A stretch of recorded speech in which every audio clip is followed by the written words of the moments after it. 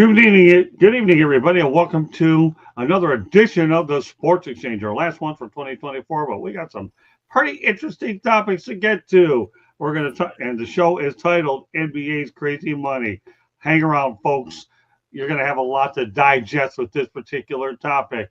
Introducing my crew for the final ride in 2024. We will be back on the air on January the 8th on Wednesday. So hope you can join us then. Meanwhile, we hope everybody has a great holiday season. With that said, Pensman Sports, welcome back, Mr. Pensman. Thanks for having me. Let's get it on. You're welcome. All right, Candy, I'm Blake. Thanks, Scott. Great to be here. Great to talk, before the holidays, sports. Oh, yeah, plenty of those, all right. And Mr. Ellis, welcome back to the big show. Always excited to be here. A lot of stuff going on this last week. It sure is. Well, it's so hard to keep up with a lot of this stuff, but it is what it is. We'll do the best we can and try to find some things that'll be appetizing for everybody. But it's great to be in the James family. LeBron's salary alone for this year is $50.7 million. And get this, the Bronny's jersey sales revenue this season is $50 million. $50 million for Bronny's jersey sales. Seriously? Really? Pensman, take it from there. Too much money. Way too much money. Bronny's not even made a name yet.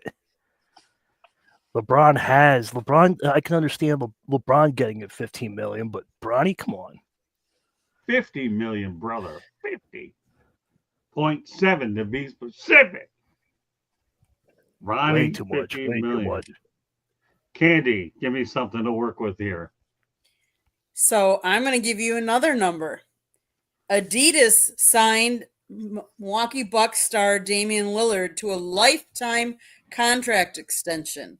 The financial terms of the deal are unknown. However, the 8-time All-Star signed a 10-year contract with the apparel giant in 2014 with a cap worth a maximum value of approximately $100 million. That was back in 2014. Can you imagine what this lifetime contract is worth for him? Big amounts of money. That's what it's going on. Hey, Joshua, the only hockey you'll be on, and if by chance you come up with something interesting and it's worth talking about, nothing planned, but I won't rule it out in the chat room as long as it's kosher. What do you think, Joe? Well, first of all, congratulations, Candy, on the Bucks winning the NBA Cup. Thank you. You're welcome. Secondly, listen, people like jerseys. There's nothing wrong with that. I have tons of them, and I personally like to buy the ones that are on sale because I don't think they're worth all the money that they charge. So I'll buy guys that are traded from the team because you're buying a jersey to represent the team. If you really want that player's jersey, by all means, go and get it. But I don't believe in spending full price for jerseys. As long as they look cool, that's all I care about. And as far as Lillard's contract with Adidas, good for him. He to me is a one of the better NBA athletes. I love who he is. So glad for him. As far as Bronny, like I said, people love jerseys. Go for it if that's your thing. Enjoy it. I wouldn't go out and buy a Bronny jersey. I've always respected Damian Lillard. I really have because of the fact that he did such a great job when he was with the Portland Trailblazers. You don't get any publicity. He goes to Milwaukee with a much better team. So good, more power to him. Doesn't mean that the NBA Cup is going to earn anything, as Darvin Ham found out last year, but we'll proceed from there. All right, all I'm going to do right now is just put up a few hockey notes. I have a great story here from Phoenix, which is really a good story. But, since it is a sports exchange, it's fair. Anybody that wants to comment, feel free to do so. Rangers are in a big slump and traded Kako, I believe, he went to the Seattle Kraken. Sabres are an 11-game losing streak. Yeah, I know the owner talks to the team. Lindy Ruff is in a tough situation. And let's see what else we have. Panthers-Oilers game was great. Okay, there you go. That's your hockey. The rest, and okay, there you go. I'm covering the Flyers and the Wings now and Panthers afterwards. All right.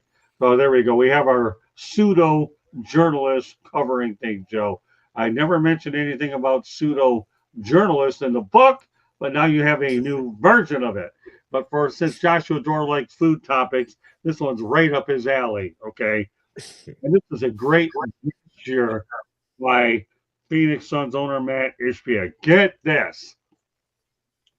The Phoenix Suns introduced a $2 value menu for all games. A hot dog is now $2. It was priced at $9. 16-ounce Dasani water is $2, and it was originally priced at $8.50. A 16-ounce fountain soda, or in Michigan terms, pop, is $2, and it was priced at $6.50. A bag of chips is $2, and it was priced at $7. And popcorn $2 to $7. You know what? Maybe this is what you call the real, the grandma of all the food. But I'll take a few hot dogs if I'm not in the press box. What do you think, Penguin? How do you like this gesture by Matt Ishbia? It's a good deal. I like it. It's not bad price. I would get it. It's not bad. Would you? How many hot dogs did you eat? Probably about 4. I'm getting older, so probably about 3 or 4. It's okay. Blows. There's always an exception in this situation, especially when it's newsworthy, and the Phoenix Suns are giving it for $2 a piece. What do you think, Candy? How do you like? Is the price right? I think with the price of the ticket, I'm sure is astronomical. So the people that you're getting in, you need to get value for your money. So discounting the food tickets, I mean, let's face it. When we go to the grocery store these days, it's astronomical. What you used to be, you used to be able to get a cart full of groceries and feel like you brought something home for $100. Now you maybe have 2 or 3, 4 items. It's kind of crazy. So kudos to them for, giving the concession stands a break so that people can, enjoy themselves. Hey, Blows, you said you need 6 hot dogs. We need you on July 4th. Then again, you know what? Joshua Dorff says he needs 12. His record now is 12. But yeah, no, we need to get him involved with Joey Chestnut. What do you think, JB? You think we need to get this guy involved with Joey Chestnut for hot dogs? I want to see the 12 hot dogs. I got to see it. But listen, it's a great move. He gets it. These guys are these fans spend a lot of money to come see your team. You're making millions of dollars. You own something that's worth billions of dollars. Look at what they did with the Georgia Dome, the price of concessions there. That's where it started.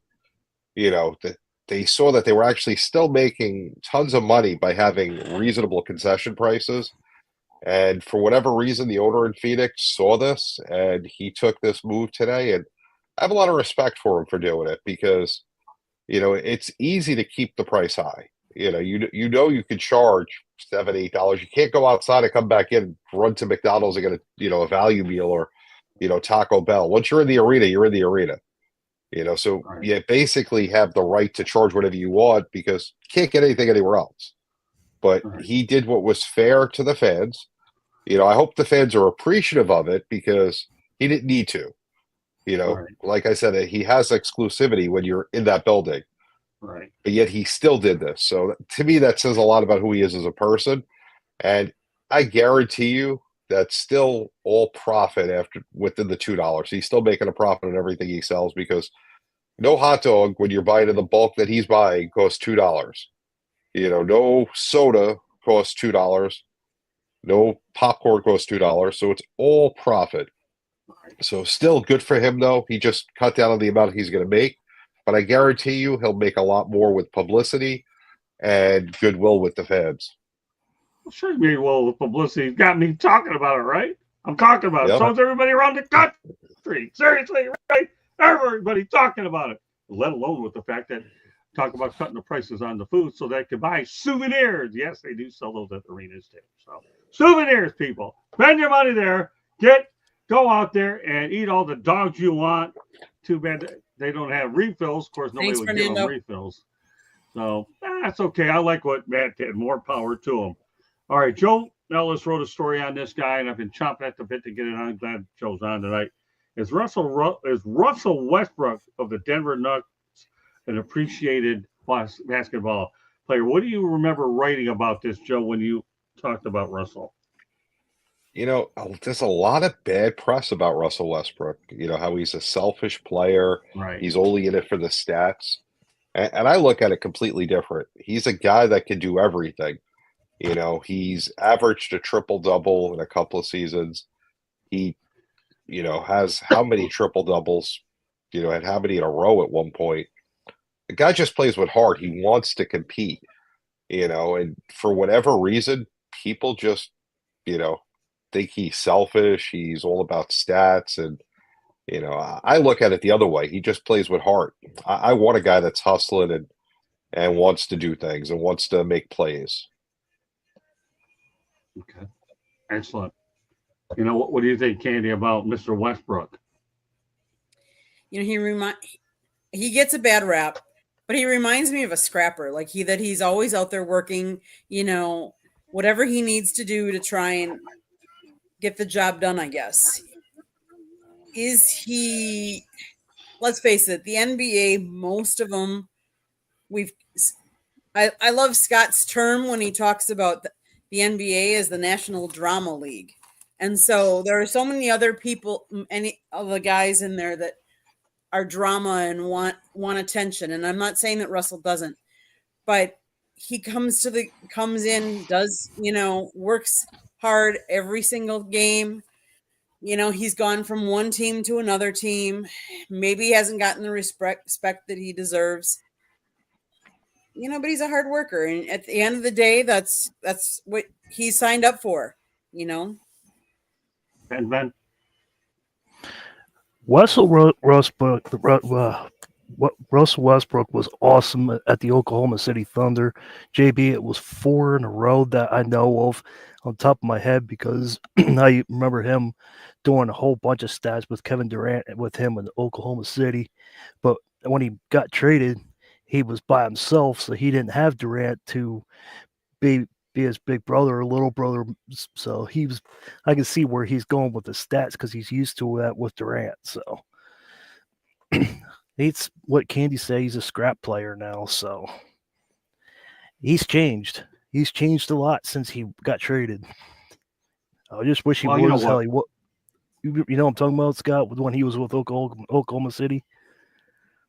Oh, I remember his days. He fit in well. In fact, I actually predict Penman that one of these days he'll retire as an Oklahoma City Thunder player. I really do. He should. The should. right poetic ending should have him retired here. But here's the thing. Michael Malone, his coach over at Denver, loves this guy.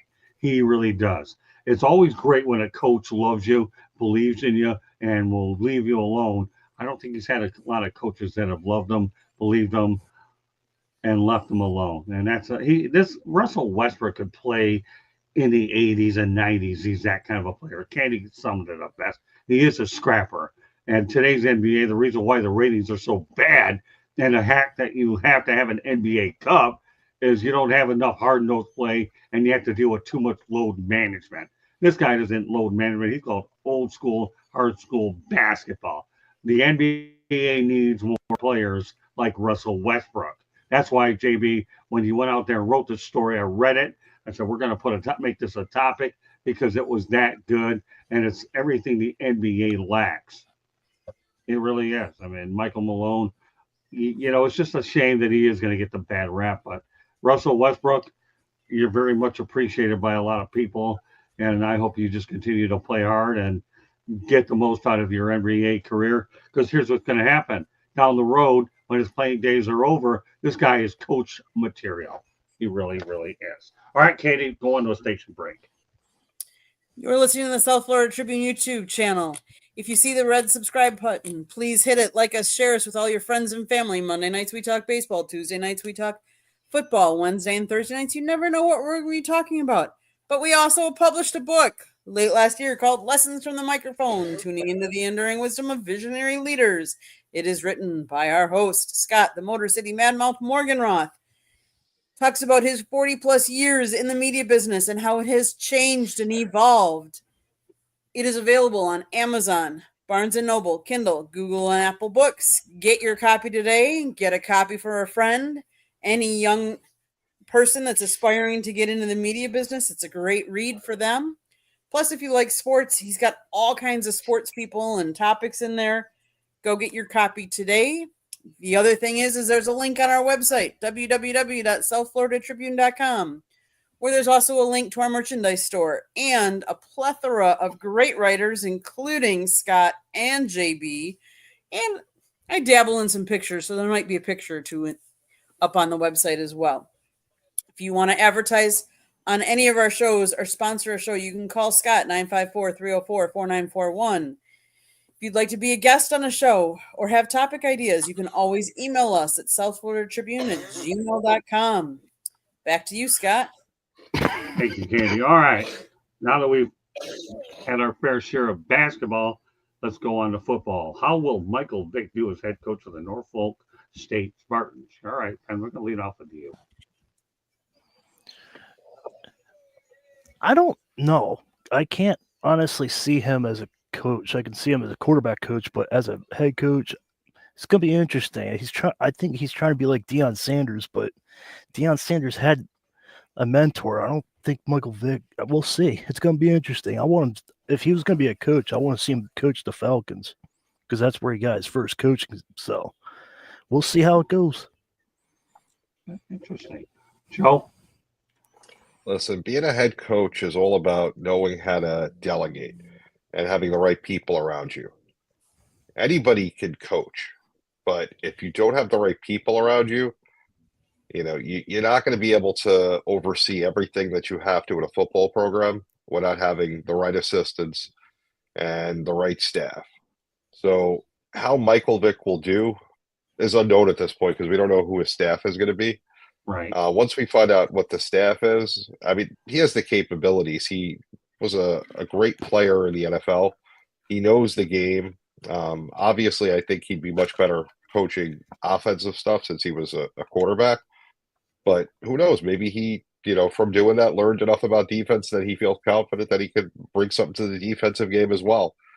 But, to say how well he will do without seeing who he builds around him, it's hard to say. Taking the same path with Deion Sanders, I believe that Norfolk State, aren't they an HBCU college, if I remember right? I believe they are. I believe so, well, yeah. But anyways, Candy, what's your take on this? I too have the wait and see approach. It does depend a lot on who he hires. I also think he hasn't coached at any level. I understand that he played the game and he's been a consultant a couple of times for the NFL, but college sports has changed dramatically with NIL and the transfer portal. And I don't know how familiar he is with that. So I think that'll be very interesting. I think that'll cause a couple of wrinkles, some more challenges, but that's where it's going to be very important that he gets the right support and hires the right players, the right people. Because if you've never been in college sports in the last couple of years in that arena, it's going to be a wake-up challenge because he played, but he played years ago and he was used to college sports back then, not re-recruiting everybody every year. And the team that he's taking over went 4-8 last year. So they're not a great team. Now, obviously, we know that when coaches leave, a lot of the players will go wherever they go to. We've seen that. We've seen with what's the bowl game that Marshall that they had 25 transfers because the portal opened way too early. It should not open before these bowl games. So 25 transfers out already, so they don't have enough team to even play the bowl game. So it'll be interesting to see. State, I think. So it's just crazy. But I wish him well. It's good to see that he's resurrected his career and that someone's taking a chance on him. I wish him well. I'll tell you what. I'm intrigued by the hire. I'll tell you why. Number one, his mentor is Tony Dungy. Remember, Tony Dungy went to bat for him and got him another chance in the NFL. He learned from his mistakes with his dogfighting situation. and he's at Norfolk State. We're not talking about a major here. This is a good opportunity for him to get his feet wet. Yes, I know that, like you guys have said, okay, that you need to have a good coaching staff. But you think you're going to take 25 players out of the transfer portal from him? I don't think so. Here's a guy, again, we all know you're as good as your staff, but this is an everything to gain, nothing to lose situation for Norfolk State. Keep in mind, Sacramento State was also interested in hiring him too, and they would have provided him with a lot more resources than he's getting, but he's staying near home.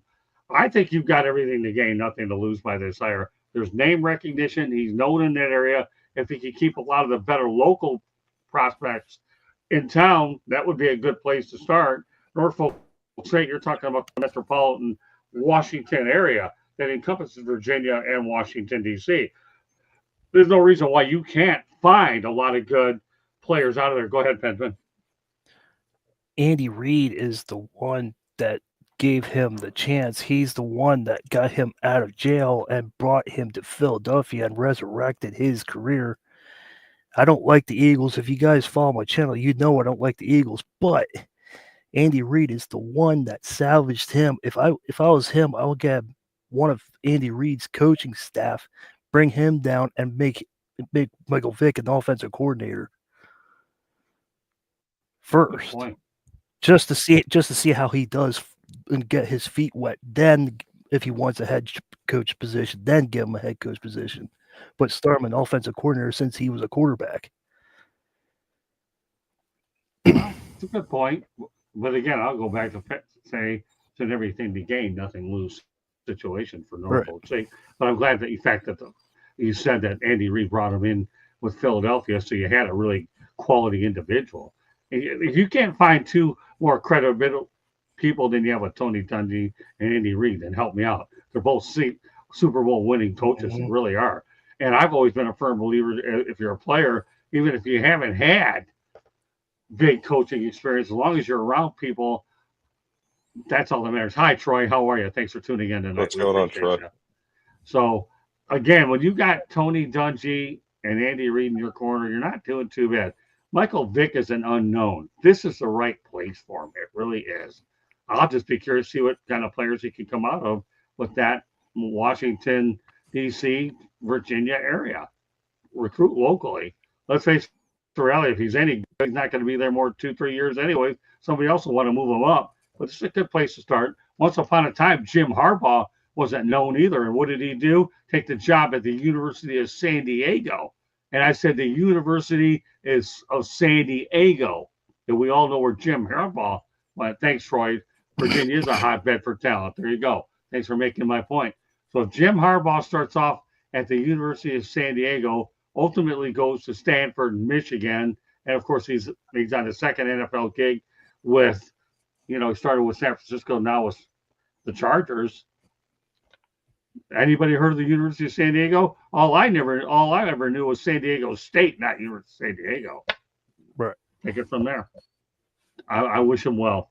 All right, we're going to go on to predictions for round one of the college football playoff, which is actually going to take place this week. And I'm going to go around the horn. Penman, you got number 8, Indiana, 11-1, and number 5, Notre Dame, 11-1. These two teams have not met since 1991. Tell me who you have. I got Notre Dame on that one. I think they're just going to come out, sling the ball around, run the game. I just think Indiana's going to collapse. Okay, I'll give you the next one. And we're going to do it this order. You've got SMU, number 10, against Penn State, ranked 4th. Both 11-2 records. Is that me again? Yeah, you're gonna comment on those. I got MSU over that. I'm hoping for that. You mean I think SMU. Penn State's going to win. Yeah. So. All right, so you're going with Penn State? Yeah. Okay, no problem. Clemson against Texas. Clemson 16th. Texas 3. Clemson was 10-3, and Texas 11-2. This one's tough, but I think Texas is going to get it by a field goal. Okay, fair enough. And I think a lot of people are interested in this one. Number 7, Tennessee travels up to number 6, Ohio State. Both teams sporting 10-2 records. Who you got, Ben? I think Ohio State gets it. So, yeah. They got a lot. They got a lot to prove because of them losing to Michigan, and because of the fight of Michigan. I think they have a lot of energy. I think they're ready to get going. Okay. All right, Joe, you know the drill. Indiana against Notre Dame. So this sucks because I'd love to see both these teams advance. Loved watching Indiana all year. One of the few teams I actually took time to follow all year. But I think Notre Dame is just a bit better. And after getting stunned by NIU earlier in the year, they're a little bit better than Indiana. So I see them winning this game. Okay, got SMU against Penn State. Supposed to be cold and snowy in Pennsylvania this week. SMU's coming from nice and warm Dallas. I think Franklin finally has a big game he could say he won.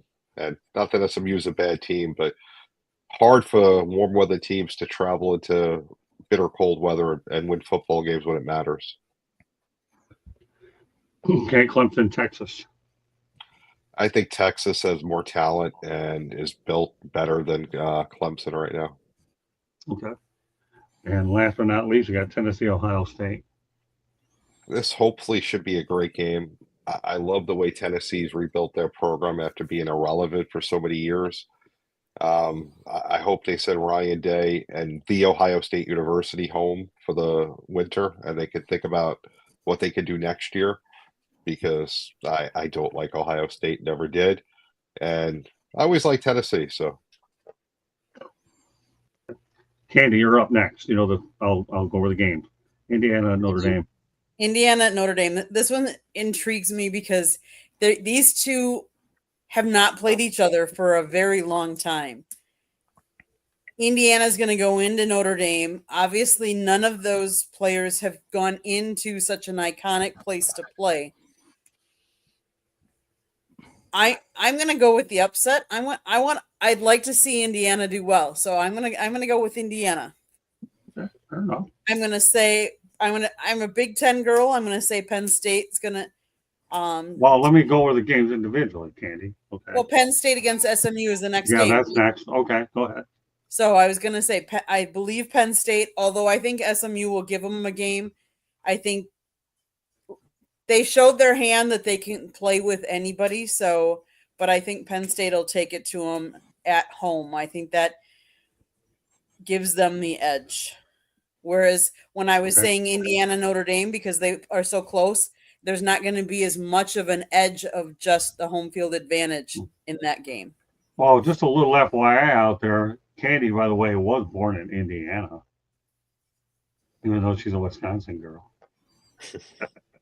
I lived in Indiana for a whole year and a half of my life. So, yes, I was born there, but yes, I really say I'm from Wisconsin. So she's from Gary, Indiana. Couldn't help it. Her dad graduated from Purdue. All right, or my father-in-law. He got his master's from Purdue. He graduated from UW Whitewater, and then he got his master's at Purdue. There you go. So now you gave two schools some publicity, Whitewater as well. All right. Correct. Onward we go. Clemson at Texas.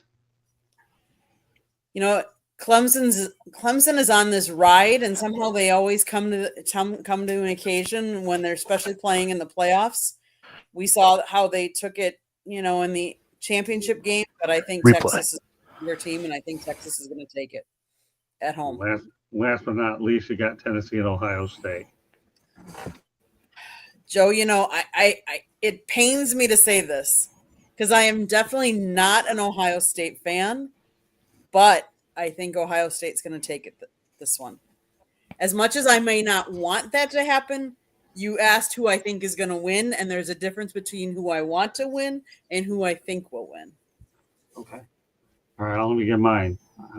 I'm an Indiana Hoosier all the way over Notre Dame. I really am. I like what Kurt Cignetti's doing over there. National Coach of the Year. Did wonders with James Madison, and he's going to build a great program at Indiana. I'm riding the Hoosiers, and I'm going to stay with it, and I'm not changing. SMU at Penn State. I've been saying SMU for a long time over Penn State, but then as I hear more and more about the weather situation, how do you not lean toward Penn State this time of the year? So I'll have to waffle and go with Penn State, although don't be surprised if SMU doesn't care about the weather and they could get that could be a game where you might have an upset in mind. Clemson backed in to this tournament because Miami Hurricanes did not hold up to their end of the bargain by beating Syracuse. So with that said, I'm going Texas.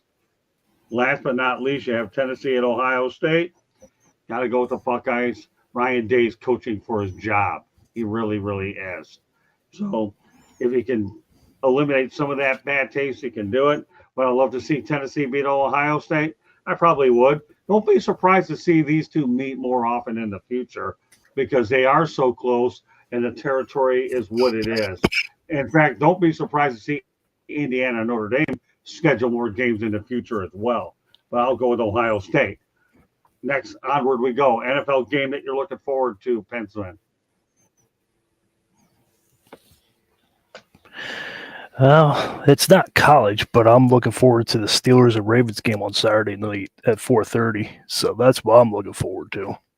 Steelers have a chance to clinch division and hopefully getting that first round bye, which they desperately need after TJ Watt got hurt. But that's what I'm looking forward to this weekend. Okay. What about you, Joe? Yeah, I mean, if you look at the games this week, there's only a few decent games, but there's actually two that intrigue me. I like the Eagles Commanders. I think that's the big game, and Minnesota Seattle. The reason those two games stick out is, you have two teams that are tied with the best record in the conference, playing two teams that are trying to get into the playoffs. So everyone's going to be playing hard. Everyone needs to win those games. And I just think that the 2-12-2 teams will both win the games, but I think the other teams are going to show up, and it's not going to be as easy as it sounds on paper. Candy? One of the games that kind of intrigues me is the Thursday night game. Normally those have been really bad games, but I think Broncos Chargers could be a good game this week. They're both playing, that conference over there. They're both playing for stuff. Steelers Ravens, but again, I think the one that I'm looking forward to most is the Eagles Commanders because I do think that'll be a good game. The Packers play the Saints, so at home. I'm not expecting that to be a real great game, but what I have said is the Packers played really well against Seattle the first half last week, but I don't think they've played a game where they've really put together good 4 quarters. And so I'd like to see that because if they can put that together, they can start stringing as everyone's noticed last year, the Packers came on strong. They played better and better as the year went on. They were a dangerous team in the playoffs, and I think they could be a dangerous team again if they can string together 4 good quarters. Okay. I'm going to go Lions and the Bears. Lions. Oh, my. Yeah, Lions had a tough game against the Buffalo Bills. They lose more players than you can snap your finger. But the reality is they should be able to beat the Bears. Dan Campbell will say we'll bounce back after a loss. We'll just see what players step up. Losing David Montgomery for the next few weeks isn't going to help, but I think Jahmyr Gibbs comes up big. The Lions have proven that they can go ahead and win on the road. They have 2 more road games coming up. They have this one, and then, of course, they have the December 30th tilt against 49ers on Monday Night Football. And then they wrap up the season at Minnesota. So I'll be curious to see how the Lions bounce back at Soldier Field. If you've ever gone ahead and seen a game at Soldier Field, I covered the Lions and the Bears there. It's unbelievable. And, of course, they've redone the stadium. Stand on that field and watch Lake Michigan rear its ugly head. I think Jake Biggs may have a hard time at Soldier Field this time of the year. Hopefully, you'll have a lot more touchdowns. But I'd like to see the Detroit Lions bounce back against the Chicago Bears. And rest assured, losing isn't something they like this week. And when you get mad, then obviously your goal is to get it right. And the Lions have a lot at stake here, too. Right now, as it stands, they have the home field advantage throughout the NFC playoffs. So they know they have a lot to play for. There's no margin of error for anything with them being 12-2. Minnesota's 12-2. And as well as I believe the Eagles are. So neither of those teams seem to be letting up. And the Packers, obviously are playing good football at the right time as well. All right, parting shots. Pedman, lead off. I don't have any right now. I don't have any this week. You don't have anything on your mind? You want to get off your No. chest? Boy, life is No, good. well, just everybody, just go back to my post game show on Sunday and just rewatch that. That's about Mike Tomlin. Mike Tomlin is a good coach, but he's a good coach, but he just needs to fix things. That's just it. Okay, we'll take that. Tomlin is just, I don't know. He doesn't. He's time possession and clock management is horrible, and it's just one of the things that I love him as a coach. I respect him. It's just I want Bill Cowher type coach that knows the time possession. It's just one of those things. And if you guys been around football, you will know about clock. They had 10 first downs and 20 minutes of time possession against the Eagles. That's unacceptable. I like it, actually. For a guy that didn't have no parting shots and he came up with that one, cooking it. Not bad, Penman. I like it. Good stuff. Yeah, I had to think about it for a minute there. That's all right. You got it on live air. We're live. We're live Yeah, I everywhere. had to think about it You for a get your second. podcast, YouTube, and all that. Good stuff. Yeah. All right, Joe. You know the parting shots. Give it to me. I'm going to go out there on this one. So earlier on X, I seen the asshat known as Le'Veon Bell putting up a picture of Caleb Williams holding a pink smartphone saying, and you thought this guy wasn't going to be a bust. This coming from a guy who was a phenomenal running back and decided to tank his career by sitting out a year with a contract dispute and then signing with the New York Jets, who ruined everyone's career. So maybe before you talk about another athlete, you realize your career was a bust because you're an idiot. And maybe give Caleb a little slack that he got sacked 58 times this year. You know, the disrespect that Caleb Williams receives is unbelievable. You know, I don't think you could put Tom Brady on the Bears and he would be good this year. You know, any quarterback in the history of the NFL would not be able to do anything with this Bears team. They have no offensive line.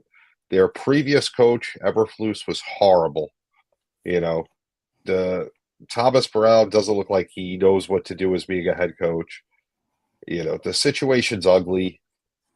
And it kind of sucks when you're the number one pick and you think you're going to go in there and do great things. And it's not set up for him to do that because instead of getting linemen and building what was important, they went out and got Keenan Allen, you know, and they drafted Odunze, you know, great pick. Odunze's got a lot of talent, but got to get him the ball. And you can't get him the ball if Caleb Williams is on his back the whole game, you know. So I don't know. But Le'Veon Bell, you've confirmed to me that you're an asshat. Go hang out with Kevin Durant and Antonio Brown because the three of you, you know, you think you're tough on Twitter talking all this stuff, but you're really just horrible human beings. I like that. That was pretty good, Joe. Animated, too. Look at that. He talks about, I agree, Caleb Williams in a tough situation. Le'Veon Bell's the biggest bozo I've ever seen. Kevin Durant, I've never had respect for him, and Antonio Brown. Look where he's at now. He's bankrupt. All right, Candy, go ahead. My prayers go out to Wisconsin. Wisconsin has seen a lot of highs this week, but they've also seen the lows. And what I mean by that is congratulations to the Milwaukee Bucks. Yes, they won the NBA Cup. Congratulations to the Milwaukee Brewers, who are going to be staying in Wisconsin because they just signed a lease extension through 2050. But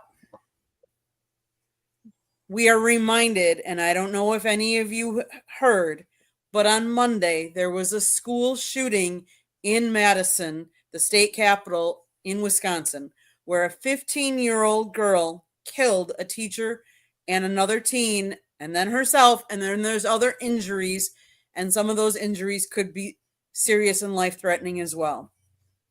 So from the high of highs to the low of lows, all I'm going to say is prayers to all of those that were affected by that school shooting or any school shooting.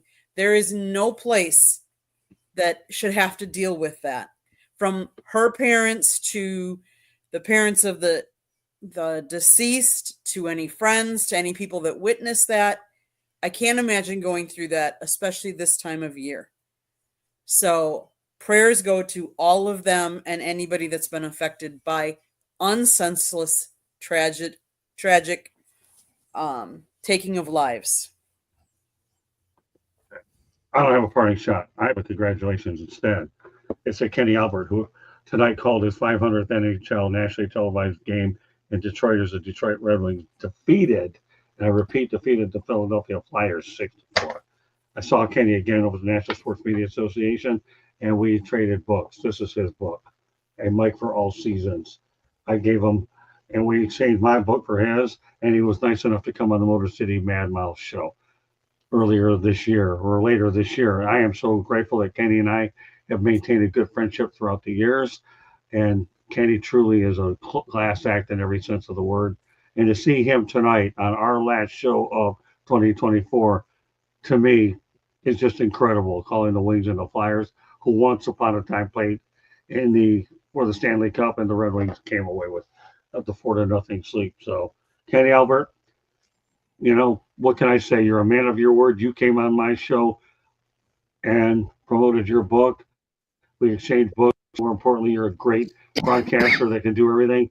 We need a lot more like him, and keep on rolling, Kenny. I'm sure 1,000 will be on your list next. But you've been great for 500, and keep up the good work, Kenny. So with that said, as we get ready to wrap up 2024 here on the Sports Exchange, Candy, why don't you give us a station break and everybody can go out there and let everybody know how they can get a hold of them. You are listening to the South Florida Tribune YouTube channel. If you see the red subscribe button, hit it, like us, share us with all your friends and family. Monday nights we talk baseball, Tuesday nights we talk football, Wednesdays and Thursday nights you never know what we're going to be talking about. It can be anything from a hot dog eating contest to NFL to college to baseball. You just never know. So tune in to see what we're talking about. Except the next 2 weeks. For the holidays, we wish everybody a happy holiday. We will not be any programming then. But we have a great gift idea if you still need a last-minute gift. Scott, the host here, wrote Lessons from the Microphone, Tuning into the Enduring Wisdom of Visionary Leaders. It's available on Amazon, Barnes & Noble, Kindle, Google, and Apple Books. There's a link on our website, www.southfloridatribune.com, where there's also a link to our merchandise store where you can buy sports apparel, t-shirts, hats, shorts with South Florida Tribune or Motor City Mad Mouth, whichever you prefer. You can also read all kinds of great articles and some pictures on our website, www.southfloridatribune.com. If you want to email us, if you want to be a guest or have ideas for the show, if you want to sponsor a show or advertise, call Scott 954-304-4941. Scott, I think if you like to listen to broadcasts, you can find us wherever you get your podcast. Just look us up. Back to you, Scott. Also, during the break, however, feel free to go to the South Florida Tribune YouTube channel. We have a lot of shows that we've done throughout the year and during the course of the time that we've had the channel going. And I will be posting some of our better ones up during the 2-week break. So, if you follow me on LinkedIn, Facebook, Twitter, you'll be able to find them there, and I will post them throughout the holiday season. With that said, Pensman, let everybody know how they can get a hold of you. I have a YouTube channel, Pensman Sports, on YouTube. I will be streaming the Steelers and Ravens game on Saturday at 4:30. And I do Yankees content and Penguins content, and I am on X on Pensman Sports. And also, you can see some of Pensman's content on the South Florida Tribune YouTube channel as he simulcasts as well. Appreciate everything you've done, Pensman. I can see 2025 between you and us. It's a great situation. We're looking forward to building on that relationship. And we also appreciate the fact that you're willing to help us spread the content out on Twitter/X. All right, on to Joe. Go ahead. So, of course, the website, sidelinesportsnet.com, sidelinesportsnet.com. Candy developed it. We all write on it. Got tons of pictures, articles, some Super Bowl coverage from last year, shows. Phenomenal. JB underscore the program on X. Daily Dose of JB, something new that just started this week. You know, a quick 1-minute clip every day with what's going on in sports. Make sure you're checking that out. You guys don't have to be lonely the next 2 weeks while we're off and we're not doing shows. You get a minute of me every day. It's kind of like your vitamins. You know, you take that every day, watch it, Daily Dose of JB. Of course, Sideline Sports every Tuesday, 8:30 p.m. Eastern. Won't see you for the next 2 weeks, but you guys have a happy holiday, Merry Christmas, Happy New Year to everybody out there. Whatever you celebrate, you know, Happy Hanukkah, Happy Kwanzaa, whatever you celebrate, enjoy it, spend time with family. We'll see you in 2 weeks, but till then, a lot of good sports are happening. JB, there's actually hope for you coming up with one-liners. There really is. Daily Dose of JB. Man, they're insults. How far have you gotten into my book? How much have you read it? The whole thing. Good. All right, go ahead, Candy. So I want to wish everybody happy good. holidays, Merry Christmas, Happy New Year. But especially since this is the last one of the year, there's 2 special dates that I would like to call out. One, I want to wish Scott, my husband, a happy birthday. His birthday is on the 29th. And then our wedding anniversary is January 1st. So those are 2 important dates in my world. So Scott, happy early birthday and happy early anniversary. Thank you, Candy. Appreciate it. You're welcome. I'll be darned. I didn't see that one coming. Very appreciative. But Joe Ellis, we need to have a conversation. Daily Dose of JB. What is that, like vitamin C? You got to have your nutrition. Yeah, you got to tie that into it. Or Flintstone vitamin. Yeah, exactly. Can't live without it. Let me tell you, Penguin, I used to like that Flintstone vitamins growing up as a kid. Don't laugh at it. Oh, that was pretty good. Yeah, they're good. Yeah, they were chewables, man. They were really good.